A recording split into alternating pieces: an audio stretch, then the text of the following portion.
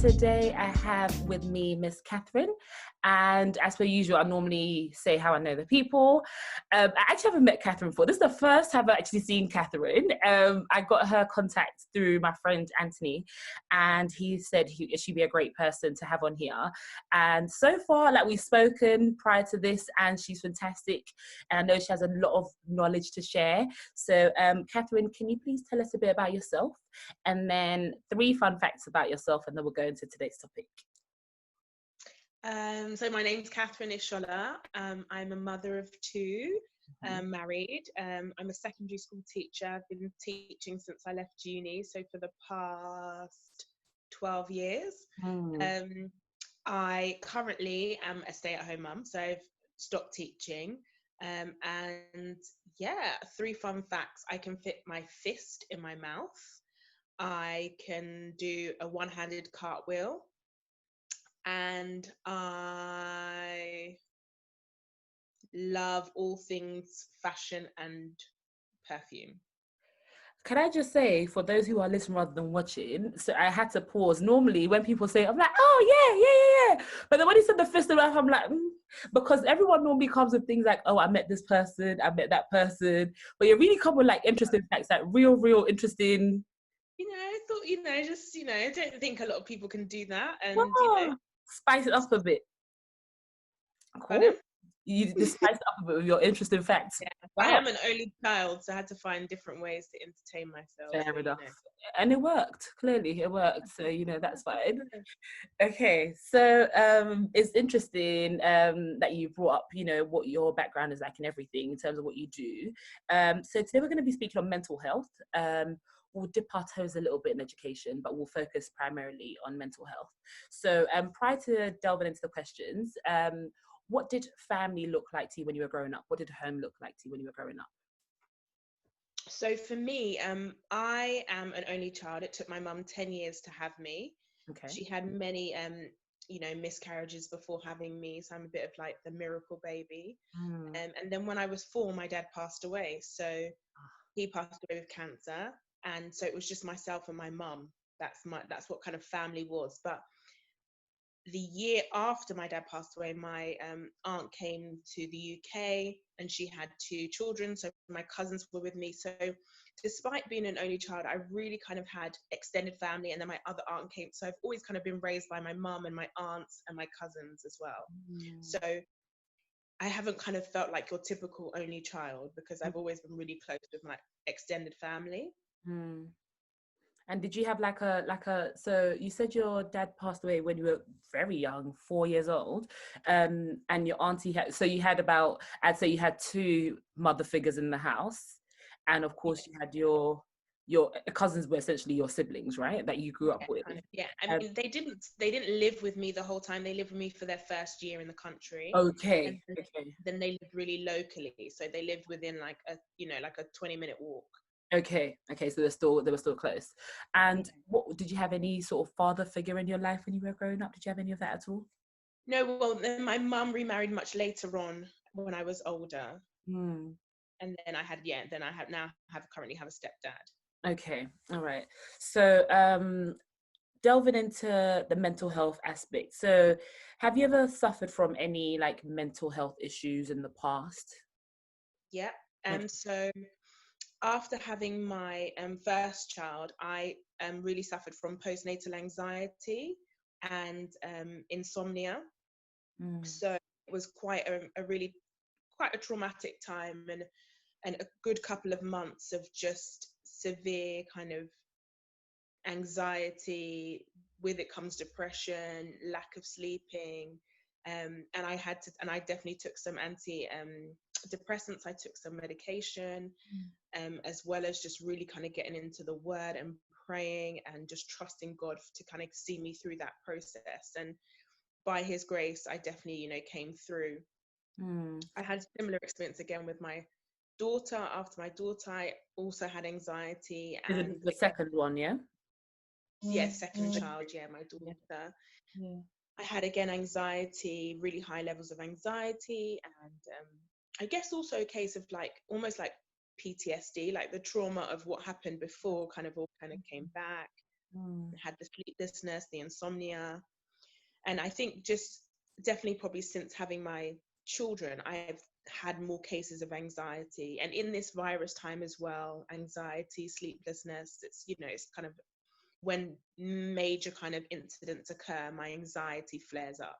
Mm. And how was that relating that back to what country are you from? Nigeria. Nigeria. Okay, so I don't know what it's like in Nigeria, but in Ghana, I don't think there's. I think someone made that comment recently where they were saying I don't think there's a word for depression in our local dialect. Well, dialects.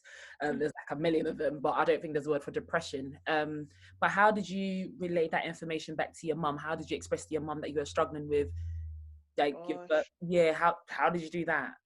So I think with my son, it was very evident. I was irritable. I was highly on edge. She could definitely tell my behavior was just not as it normally is. Mm, So she knew that there was definitely a problem. I wasn't sleeping. I was like a walking zombie. mm. And so she was just very much in the sense of whatever you need to take to make you feel better, Do it. you need to, Yeah. because she could evidently see I wasn't well, you Mm, know? So it was an interesting discussion because when you say antidepressants, it comes with such a major like just, taboo. yeah. But um, she could see that I was not in a place where I could function. Mm, So I needed some help. And I think for her, it probably was quite interesting because when I started taking them, it wasn't like my personality changed and I became this like happy go lucky person. It just almost enables you to raise your head above the waters. mm. And instead of feeling like you're drowning, you can just about raise your head above to kind of Just make to keep rational no, sense of yeah. the decisions you need to make. Mm. And how so? As I mean, was she quite dismissive at the start? I mean, not intentionally, but how did she, as apart from saying do something to like for the sake of your children and your own self and everything, like I how? think probably, yeah. I think at the start when I was kind of like, Mum, I'm not really sleeping. I'm quite anxious. She was like, ah, you know, people don't sleep after they have babies. It's not a big deal. Like, it was okay. It will settle and that children are a blessing. I was like, I understand that children are a blessing, but I'm really Yeah. worried and I'm worried about everything. And Mm, she was a bit like, oh, it's going to be fine. But I think she could quickly see mm. that when she came and she was in my presence, that, I needed some help. Yeah, yeah. And then was she, I mean, were you nervous before you had your second, like once you found out you were pregnant with your second child, were you nervous that history might repeat itself again? And Do you know what? I was so like, I was confident that it wouldn't, and I felt like it'd been 2 years since, and I'd not had like any kind of issue since. I was living life like perfectly, and there was no issues. I was on the antidepressants for like 3 months, and I just stopped them, mm, and there were no side effects. I really moved on well, and I know it's not advised to just stop them like that, but I just felt I was kind of mentally in a really okay. strong place. But Mm, now I realize that probably I hadn't fully maybe healed from it, mm, because when obviously I had my second child and I had a similar bout, I was quite confused because I was like, I didn't think it was going to come back. I wasn't kind of prepared for it. Um, but yeah, I'm again, by God's grace and by prayer and good support, and my husband is amazing. mm. Just managed to to kind of get myself through it Yeah. again.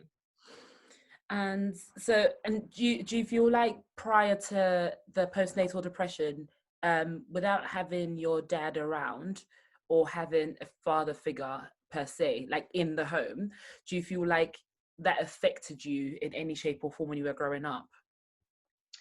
Do you know what? I don't really think so. My mum is like obsessed with me. Her love is just incredible, and I was smothered in love, like smothered in care.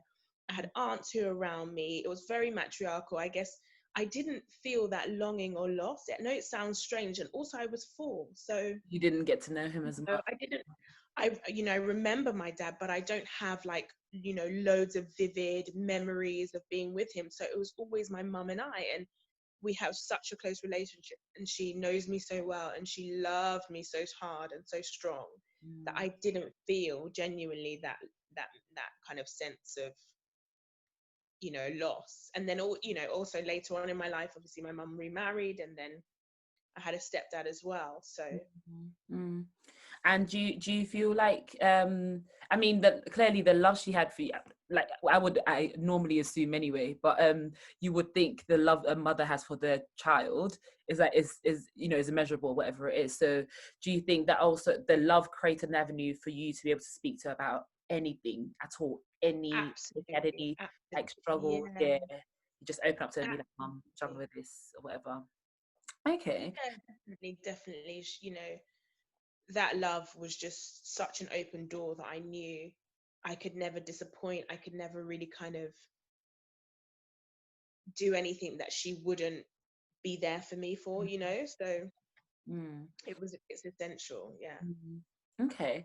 And do you think, I mean, how do you, because you've experienced it, and of course, because you work in the school as well. So prior to even having starting your family, I'm assuming prior to starting, you have your family, you were working in education.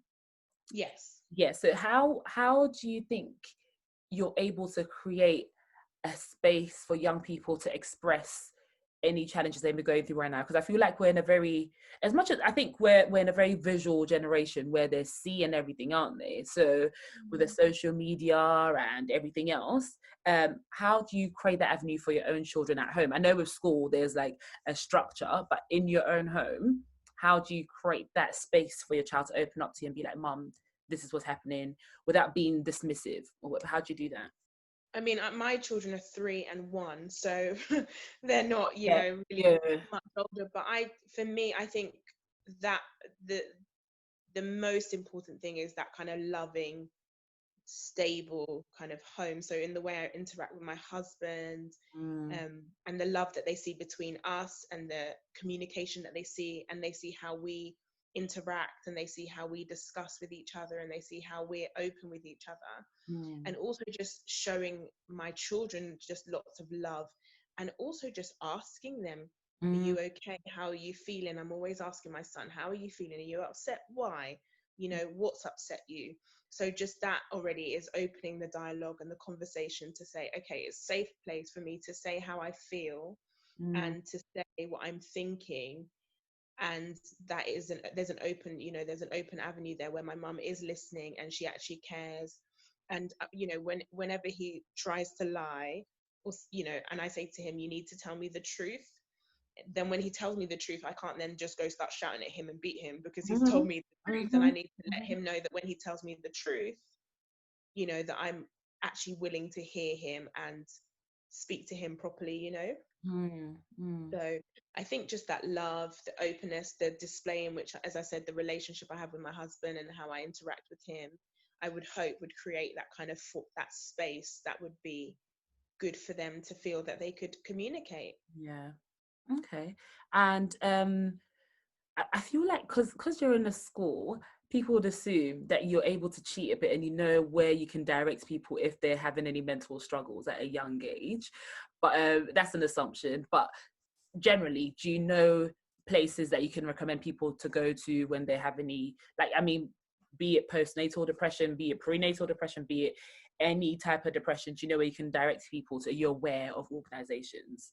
I am aware of organizations, but I am also aware that they're massively underfunded, massively under-resourced, Mhm. um, and overwhelmed and stretched, and the provision that they have is not great. Mm, mm, mm. But I, do you know, I think sometimes people forget. Same way, how do I even make this analogy? I feel like people forget that the people that work in these institutions, they also have their issues, and I always wonder where they go to. Like, when they're looking after us, where do they go to sort out their problems? Because they've got a lot to handle and to deal with, and even therapists. I always wonder where they get their therapy from. Therapists normally have therapists, like. Oh my god, it's wild, it's crazy, and that I leaves. mean, I don't know if you actually wanted me to list organizations, but I could get a few and I'll put in the description. no, I'm sure, because like there's Mind, Mm-hmm. there's there's the Association for Postnatal Illness, Mm-hmm. there's what else is there? There's obviously Childline. Yeah, yeah. And they're And all. then yeah, there's just even just your local like councils will Mm, provide support for you. Your GP will provide support for you. So there's up, like for instance, my council Sutton, so Sutton has a Sutton Uplift. My mm, previous council was Barnet Uplift. They also have, um, help for you there. There's Samaritans. yeah, yeah, yeah. Yeah. There's a wide range actually. I'll definitely put these links at the bottom as well, so they're like easy to reach. On the topic of therapy, do you believe in therapy? And do you think I'm it? currently undergoing therapy. I had my second session of therapy. Okay, okay. So how is it going so far? And would you recommend it to anyone, any age, anytime, anywhere? I mean, therapy is, I mean, it's very far reaching. So when I had my, so after my first child and I had the postnatal anxiety, I was offered some, like, I guess, sessions over the phone through my GP. Mm-hmm. And I didn't find them very helpful. I'm not kind of an over the phone person. I need face to face or at least a Zoom, or something. Mm-hmm. And it was very brief and it was very kind of rushed. But then I'm now privately going through therapy. So it's different because, you have kind of one to one, it's paid, it's much more in depth, it's personalized, it's tailored to you. And I think depending on what you're dealing with, especially if it's like grief or if it's a loss, I think we have to make sure that we're dealing with it. Mm-hmm. And that could be with even your church, that could be with your pastoral care team at a church or a counselor. It doesn't even have to always be a paid private therapist, Mm-hmm. but you're talking through your issues with somebody who is able to give you an informed, wise opinion. I Mm-hmm. think can never be a problem. Whether Mm-hmm. that's with an actual psychotherapist, psychiatrist, counselor, or whether that's with a trusted older friend, aunt, uncle, um, pastor, as I said, it's really, really important to talk through issues. Mm-hmm. 100%. And I'd assume that it's something that you reckon any age could go for. So be it Oh, young, definitely. whatever. Yeah. Definitely, if you're a young person at school, that could be just talking to your head of year on a regular basis, or a pastoral support leader in your school, or sometimes schools have counselors. Yeah. It's absolutely important because if we repress things and we suppress them, they will emerge at some point and Mm-hmm. erupt. Mm-hmm. So it's talking through these issues and talking through your concerns so that you can bring some sort of closure and healing for yourself Mm-hmm. at whatever age. Yeah, yeah. Okay. And I know for schools, there's do you feel like the curriculum could be changed a little bit where they pay more attention to mental health? Because I know it's a big deal when it's Mental Health Awareness Week. But then Mental Health Awareness Week ends and then the conversation somewhat fizzles out and then it starts again when the week comes again. So how do you feel about incorporating mental health awareness in education? My hand slipped. That's fine. Um, I mean, it's the curriculum needs to be changed on many, many levels. But in terms of mental health, absolutely. And I think there's so much onus on schools anyway to do so much. With there to be their parents as well as their teachers, as well as their spiritual leaders, sometimes as well as Mm. their, police or whatever. But I think definitely even after this coronavirus and this COVID-19 situation, there are going to be a lot of children who are coming back to school in September or whenever they've come back broken Yep, or with various issues, yep. and it's going to have to be a top priority in Mm. every school Yeah. because the experiences that they've had during this time of anxiety, of fear, of worry, of panic, of stress, of so many, just a variety of issues. Mm. Schools are to have it as top of their priority and as a key point because there will be children coming back and they may not be in the best mental state that they could be in. Yeah, I think is another thing is it's scary to think of what like students the brain of a student will look like in September, because Mm. even as an adult, being told to work from home is a Mm. challenge. Yeah. Like, you're trying to prevent yourself from getting distracted, from watching this, from eating this, from doing whatever but work. Whereas with telling a 13 or a 14-year-old girl or boy to sit down and work and be quiet and stay focused and actually keep up with work they don't have to do, but then they have to anyway, it's going to be hard anyway. So how do you think teachers could cope on re-educating students once they come back in September? Because I think I'm not counting the next 6 weeks, to be honest. I think it'll be a poster session for the next 6 weeks and watching DVDs or whatever. But what would you recommend for teachers and their mental health when they go back to school, in addition to everything else that's going on in their personal life? How do you think they'll be able to, how do you think they should try to handle having to re-educate children when they come back in September? I think you're just going to have to really listen and have compassion and really kind of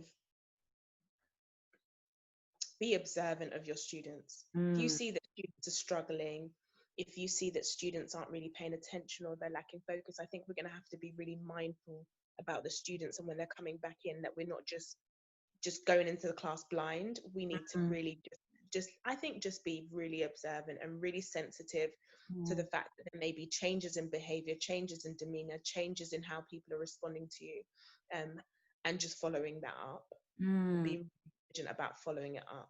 And I think it's also lovely that the teachers have been given somewhat a go ahead to check in with students, like on a regular, even up until they go back to school as well. Although I've heard, some students are complaining that they don't even get responses from some teachers when they send emails out. That's always going to be the case, isn't it? Like, Mm-hmm. you're gonna have teachers who are incredibly diligent and are going above and beyond, and maybe some teachers who are not as Some on an extended holiday, boy. And also just I think just sometimes just different situations. Some teachers may have multiple children that are at home and they're also trying to juggle that, and it's not necessarily an excuse, but if you're a teacher and you haven't got those responsibilities, you have just naturally more time to give. Yeah. Okay. So, sorry, go ahead. No, I was just saying it is a struggle, working from home and having kids at the same time. It is a lot, and especially because parents who are working in whatever industry but education, having to add education to their CV after this session is homeschooling. Oh goodness, yeah. I remember one of my friends, she was talking, well, I say my friend, but we used to work together, and she was saying her daughter's struggling to teach her granddaughter. Basically, she's like 5 years old, and she thought there was something wrong with her child because she wasn't able to sit down and do her work. And it was only 6 weeks in, into the lockdown, that the nursery school teacher told the parent that, oh, we don't get them to sit down and study, we get them to learn and play, so they play and they learn that way. But if she knew that information before, she then wouldn't have. what I mean? Some communication would work. But anyway, okay, so we've got to wrap up now. So on the subject of mental health, I feel like we could really speak about education, but it will be another thing altogether. It'll be another topic, because I've got another set of questions for that, but don't worry, we'll credit Anthony for that. But on the topic of mental health, what message do you have for parents from the past generation? Oh, what message? It's the new generation. It's a new generation. It's a new time. Maybe what worked back then and what you thought was the way that things should go back then is not always how it is now. Be open to new methods, be open to new strategies that are being implemented to help mental health, and that it is an important issue, just as you would consider your physical health that you can physically see to be important. Mental health is equally, if not more important, because that's the driving force of who we are. So it's incredibly important that people, I would say, that the past generation understand the magnitude and the importance and significance of dealing with mental health and encouraging mental well-being. Yeah, Yeah. Okay. And what would you say to the present gen? So those that have just started out their families, they just started having their mini versions. What would you say to them? Gosh, we need to, I guess, again, just taking care of yourself and being kind to yourself and building up that resilience as well. I think we could be more resilient as you know, the more current generation, and developing that resilience, but also just again reaching out when and if you need that help. Okay, and you know where I'm going to go to next now, right? So I've done past, I've done present. So we're now, this is a message for your students, a big secondary school assembly, year 7 to year 13. Well, year 7 to year 11. But potentially to primary, just in case there's a primary child just listening to this. What would you say to them? Don't always believe what you see on social media. Don't get consumed with social media, and engage with the world. Be present with people and relationships. And again, if you're struggling, I wouldn't always go to the internet and Google things and check, on social media if it's right. Speak to real people who Mm, actually have some real advice for you. And mm. that could be a parent, that could be your aunts or uncles, or a cousin, or a pastor, or an actual therapist if you have access to one. But then speak to a trusted person to assist you. I like the fact that you made about not Googling everything, because you know Google tends to give you some illnesses that you haven't. I mean, I've done it too many times, so I'm actually speaking from experience. You've given yourself every label known to man Yeah, because you've Googled, and it's not the safest. this is the thing. This is the thing. Because I just feel like sometimes I'm like, do you know what? Let me Google it so I know worst case scenario I Yeah. have this, but then best case scenario I might not have it. But then if you're in a very like if you're in a You're in negative state, a, oh no, it's not good. It's really not good. And unfortunately that's what it drives you to, because you're so desperate, and you're so looking for a response and an answer, and it's just not going to be accurate. mm, mm, mm. But yeah. Thank you. Thank you on that. I think that advice for the young people, I kind of took that when you said that don't be Googling and be present. I think it's important to highlight that about being present. It's very easy to get lost in the social realm stuff, isn't it? So Yeah. thank you for that. And I think that's the benefit of the good side, I guess, of this lockdown as well, being at home with family and just realizing, oh, this is what your family members look like, because you probably Yeah. talked to them in a very long time. Oh, I didn't know you had hair like that. Da, da, da, da, da. So getting to know them all over again. So it's lovely. Also just doesn't encourage people to stay at home and Zoom. Like, go when we can, to still go and see people. Mm, mm, mm. There's just a joy in being out and Yeah. socializing and engaging with the world. Mm. I like this. I like this conversation. It was nice and it was helpful. Thank you so much. So, I don't know if you're available online, but should people, particularly, I feel like if a student has listened to this, they could reach out to you. Should they have any queries? Wow. With social media, I barely even know how to use Instagram, but oh my god, I think I'm at Lakito M. Do you want me to put that in the description? I could put it in the description if you want. If you don't, it's fine. We could find a way. Do you know what it is? For the sake of, if you want to contact her, let me know, and then we'll make it happen. Yeah, because if I put that down, That's the same. yeah, because I don't want to put down, oh yeah, contact her, she hasn't responded, and you're gonna be feeling any type of no, it's not her. It's just the way it is. She's just not good with social media. That's fine. So yeah, if you have any more questions or any queries, just give me a shout. But Catherine, thank you so much for availing yourself for this. Thank you, and for opening up as well. And on the topic of mental health and education combined, that's definitely something that we could explore later on as well. Yeah, but yeah, thank you so much.